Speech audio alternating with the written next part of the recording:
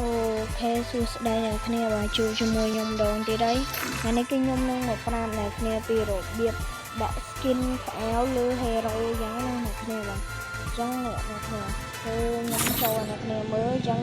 យើងត្រូវបិទអានេះអស់មកអ្នកគ្នាបាទបិទដាក់អាដើមវាអស់មកគឺនឹងដំណើរការបានដូចខ្ញុំមកអ្នកគ្នាខ្ញុំធានា 100% ដែលបាននៅលើ Android បាទអញ្ចឹង iOS ខ្ញុំមិនដឹងទេខ្ញុំបានបរៀនពីលើ iOS ទេបាទហើយខ្ញុំមានheroច្រើនទៀតដែលខ្ញុំបានដាក់បញ្ចូលបាទគឺជានេះជាដើមអានេះក៏មានដែរអ្នកគ្នា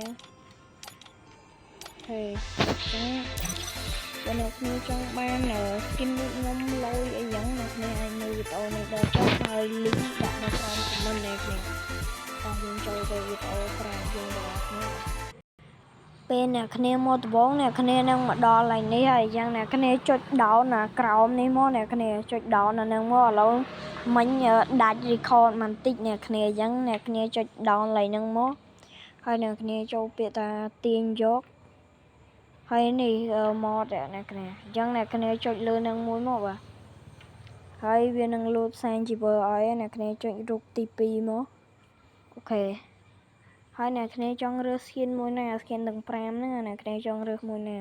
ឧទាហរណ៍អ្នកគ្នាចង់បាន skin ទី1អ្នកគ្នាចុចចកត់លើអាហ្នឹងមកខ្ញុំប្រាប់តាមឲ្យអ្នកគ្នាចុចចូល skin ទី1ហ្នឹងមកហើយចកត់លើវាអ្នកគ្នាហើយអ្នកគ្នាចុចពាក្យថា copy បាទបន្ទាប់មកអ្នកគ្នាចុចអាលើគេនេះមកបាទហើយចុចពាក្យអា3តងនេះមកហើយបន្ទាប់មកអ្នកគ្នាចុចពាក្យថា Android ចុច data បន្ទាប់មកអ្នកគ្នាចុចផាសទៅបាទនេះកន្លែងផាសនៅក្រោមអ្នកគ្នាអឺតមកក្រោមមកឃើញបាទអញ្ចឹងយើងចុចផាសមកគឺបានជាការស្រេចហើយទាំង5ហ្នឹងអ្នកគ្នាចង់ដាក់ទាំង5ហ្នឹងក៏បានដែរអញ្ចឹងណាអញ្ចឹង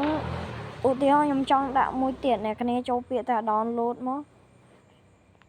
ហើយអូរ៉ូ mode មិញអ្នកគ្នានេះគឺ mode មិញ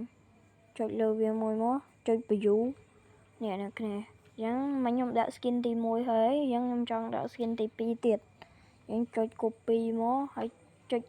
អាលើនេះក៏បានដែរអ្នកគ្នាចុចលើហ្នឹងក៏បានដែរអញ្ចឹងខ្ញុំចុច Android ចុច data